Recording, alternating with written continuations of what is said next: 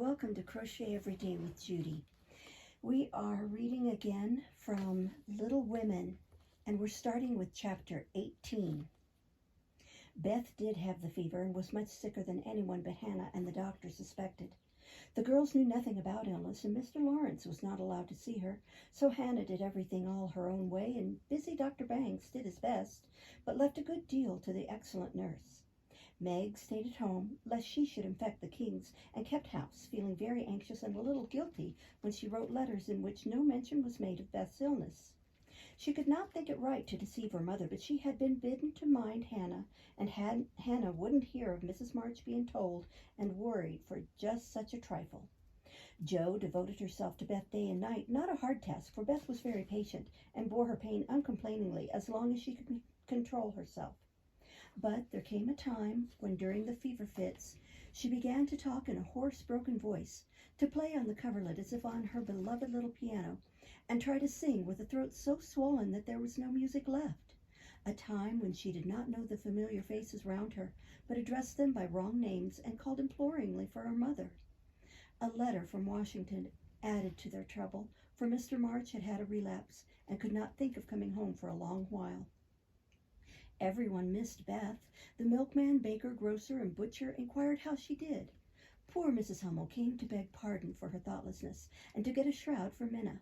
The neighbors sent all sorts of comforts and good wishes, and even those who knew her best were surprised to find how many friends shy little Beth had made. Meanwhile, she lay hour after hour, tossing to and fro with incoherent words on her lips, or sank into a heavy sleep which brought her no refreshment. The 1st of December was a wintry day indeed to them, for a bitter wind blew, snow fell fast, and the year seemed getting ready for its death. When Dr. Banks came that morning, he looked long at Beth, held the hot hand in both his own a minute, and laid it gently down, saying in a low tone to Hannah, "If Mrs. March can leave her husband, she'd better be sent for." Hannah nodded without speaking, for her lips twitched nervously. Meg dropped down into a chair as the strength seemed to go out of her limbs at the sound of those words, and Jo, after standing with a pale face for a minute, ran to the parlor, and throwing on her things, rushed out into the storm. She was soon back, and while noiselessly taking off her cloak, Laurie came in with a letter saying that Mr. March was mending again. Jo read it thankfully, but the heavy weight did not seem lifted off her heart, and her face was so full of misery that Laurie asked quickly, "What is it? Is Beth worse?" "I've sent for Mother," said Jo. "Good for you, Jo. Did you do it on your own responsibility?" asked Laurie. "No, the doctor told us to." "Oh, Jo, it's not so bad as that," cried Laurie. "Yes, it is. She doesn't know us. She doesn't even talk about the flocks of green doves, as she calls the vine leaves on the wall. She doesn't look like my Beth, and there's nobody to help us bear it. Mother and Father both gone, and God seems so far away I can't find him." As the tears streamed fast down Jo's poor cheeks, she stretched out her hand in a helpless sort of way, as if groping in the dark, and Laurie took it in his, whispering with a lump in his throat, "I'm here. Hold on to me, Jo dear." She could not speak, but she did hold on, and the warm grasp of the friendly human hand comforted her sore heart, and seemed to lead her nearer to the divine arm which alone could uphold her in her trouble. Laurie longed to say something tender and comfortable, but no fitting words came to him, so he stood silent, gently stroking her bent head as her mother used to do. Soon she dried the tears which had relieved her, and looked up with a grateful face. "Thank you, Teddy. I'm better now." "Keep hoping for the best. That will help you, Jo. Soon your mother will be here, and then everything will be right." "I'm so glad Father is better. Now she won't feel so bad about leaving him. Oh, me, it does seem as if all the troubles came in a heap," sighed Jo. "Beth is my conscience, and I can't give her up. I can't." Down went Jo's face, and she cried despairingly, for she had kept up bravely till now and never shed a tear. Laurie drew his hand across his eyes, but could not speak till he had subdued the choky feeling in his throat and steadied his lips. "Poor girl, you're worn out. Stop a bit. I'll hearten you up in a jiffy." Laurie went off 2 stairs at a time, and Jo laid her wearied head down on Beth's little brown hood, which no one had thought of moving from the table where she left it. It must have possessed some magic, for the submissive spirit of its gentle owner seemed to enter into Jo, and when Laurie came running down with a glass of wine, she took it with a smile and said bravely, "I drink health to my Beth. You are a good doctor, Teddy, and such a comfortable friend. How can I ever repay you?" I'll send in my bill by and by, and tonight I'll give you something that will warm the cockles of your heart better than quarts of wine," said Laurie, beaming at her. "What is it?" cried Jo, forgetting her woes for a minute.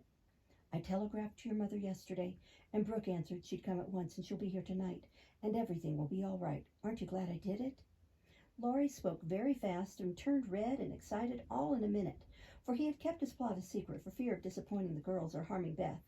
Jo grew quite white, flew out of her chair, and the moment he stopped speaking, she electrified him by throwing her arms round his neck and crying out with a joyful cry, "Oh, Laurie, oh, Mother, I am so glad."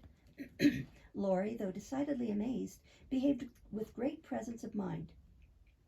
He patted her back soothingly, and finding that she was recovering, followed it up by a bashful kiss or two, which brought Jo round at once. Holding on to the banisters, she put him gently away, saying breathlessly, "Oh, don't. I didn't mean to. It was dreadful of me. But you were such a dear to do it in spite of Hannah that I couldn't help flying at you." "I don't mind," laughed Laurie as he settled his tie.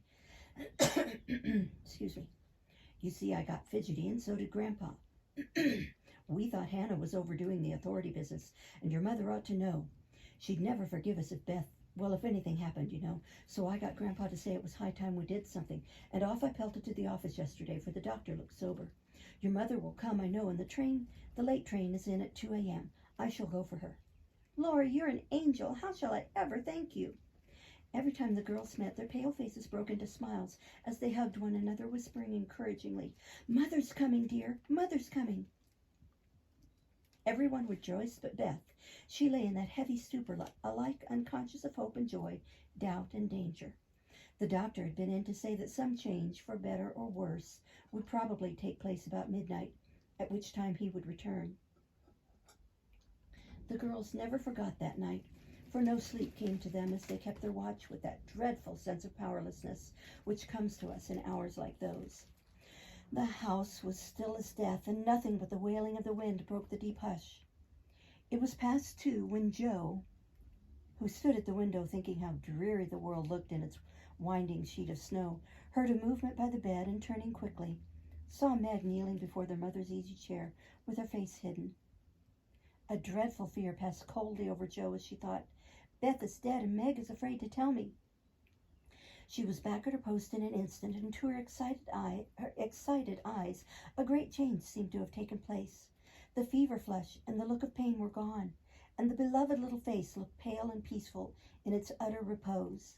Leaning low over this dearest of her sisters, she kissed the damp forehead with her heart on her lips, and softly whispered, "Goodbye, my Beth, goodbye."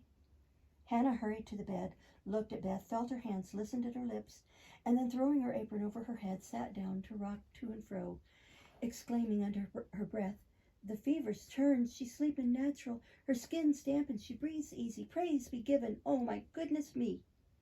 Before the girls could believe the happy truth, the doctor came to confirm it. "Yes, my dears, I think the little girl will pull through this time. Keep the house quiet, let her sleep, and when she wakes, give her—" What they were to give neither heard, for both crept into the dark hall, and sitting on the stairs, held each other close, rejoicing with hearts too full for words. When they went back to be kissed and cuddled by faithful Hannah, they found Beth lying with her cheek pillowed on her hand, the dreadful pallor gone, and breathing quietly as if just fallen asleep. Never had the sun risen so beautifully, and never had the world seemed so lovely as it did to the heavy eyes of Meg and Jo as they looked out in the early morning when their long, sad vigil was done. "It looks like a fairy world," said Meg, smiling to herself as she stood behind the curtain watching the dazzling sight. "Hark!" cried Jo, starting to her feet. Yes, there was the sound of bells at the door below, a cry from Hannah, and then Laurie's voice saying in a joyful whisper, "Girls, she's come! She's home!" I know it's a short one, but we're going to stop there and start next time with chapter 19. Thank you for listening. Bye-bye.